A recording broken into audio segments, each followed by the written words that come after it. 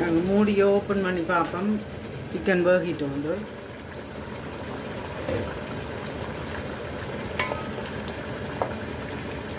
Chicken வேகிட்டுது. அரைப்பதம் 3/4 பதம் cook ஆகிட்டுது.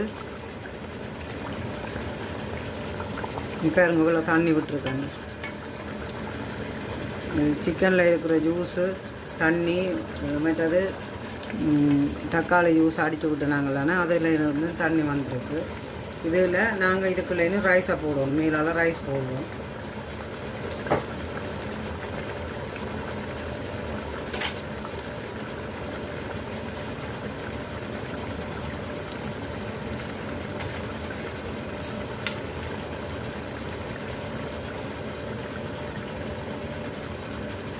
அரைப்பதத்தில் நாங்கள் rice எடுத்து வச்சுனாங்க. அந்த ரைஸை இதுக்குள்ளே மேலால் போடுவோம்.